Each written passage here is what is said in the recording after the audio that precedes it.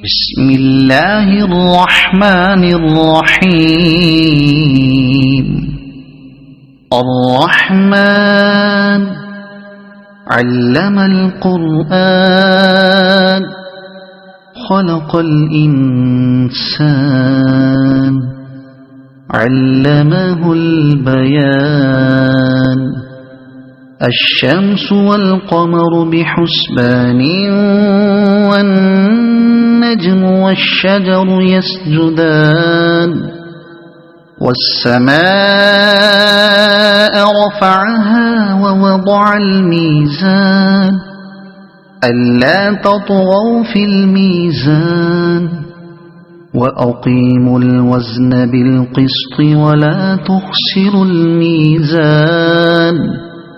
والأرض وضعها للأنام فيها فاكهة والنخل ذات الأكمام والحب ذو العصف والريحان. فبأي آلاء ربكما تكذبان. خلق الإنسان من صلصال كالفخار وخلق الجان من مارج من نار. فبأي آلاء ربكما تكذبان. رب المشرقين ورب المغربين. فبأي آلاء ربكما تكذبان. مرج البحرين يلتقيان بينهما برزخ لا يبغيان. فبأي آلاء ربكما تكذبان. يخرج منهما اللؤلؤ والمرجان. فبأي آلاء ربكما تكذبان. وله الجوار المنشآت في البحر كالأعلام. فبأي آلاء ربكما تكذبان. كل من عليها فان ويبقى وجه ربك ذو الجلال والإكرام. فبأي آلاء ربكما تكذبان. يسأله من في السماوات والأرض كل يوم هو في شأن. فبأي آلاء ربكما تكذبان. سنفرغ لكم أيها الثقلان. فبأي آلاء ربكما تكذبان. يا معشر الجن والإنس إن استطعتم أن تنفذوا من أقطار السماوات والأرض فانفذوا لا تنفذون إلا بسلطان. فبأي آلاء ربكما تكذبان. يرسل عليكما شواظ من نار ونحاس فلا تنتصران. فبأي آلاء ربكما تكذبان. فإذا انشقت السماء فكانت وردة كالدهان فبأي آلاء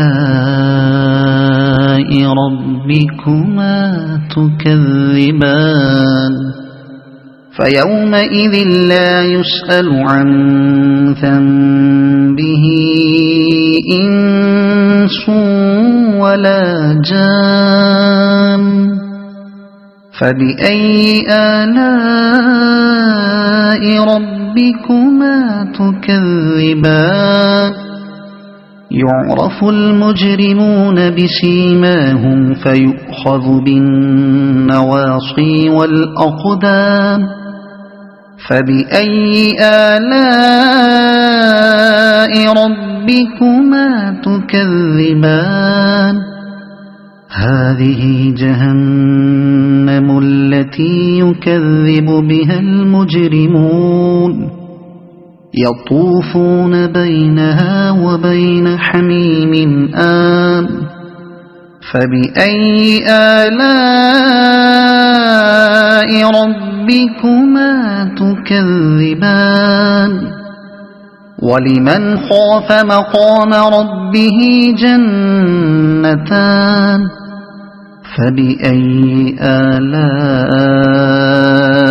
ربكما تكذبان ذواتا أفنان فبأي آلاء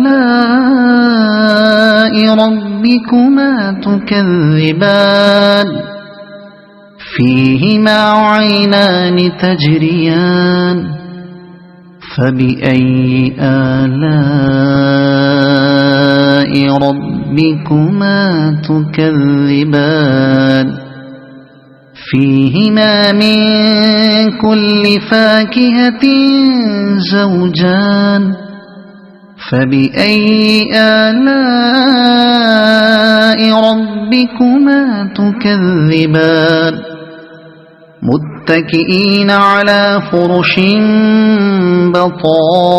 بطائنها من استبرق وجنى الجنتين دان فبأي آلاء ربكما تكذبان فيهن قاصرات الطرف لم يطمثهن إنس قبلهم ولا جان فبأي آلاء ربكما تكذبان كأنهن الياقوت والمرجان فبأي آلاء ربكما تكذبان هل جزاء الإحسان إلا الإحسان فبأي آلاء ربكما تكذبان ومن دونهما جنتان فبأي آلاء ربكما تكذبان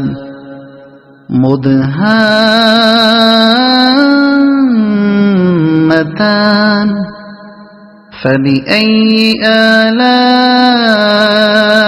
ربكما تكذبان فيهما عينان نضاختان فبأي آلاء ربكما تكذبان فيهما فاكهة ونخل ورمان فبأي آلاء ربكما تكذبان فيهن خيرات حسان فبأي آلاء ربكما تكذبان حور مقصورات في الخيام فبأي آلاء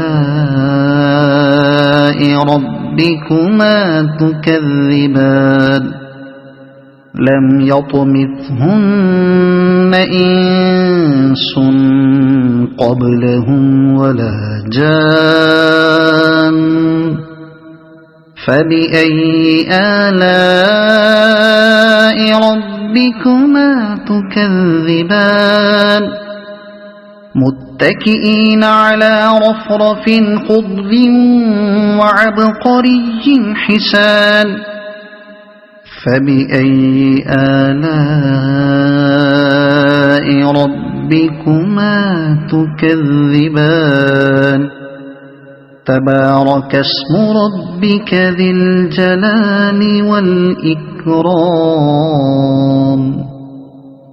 صدق الله العظيم.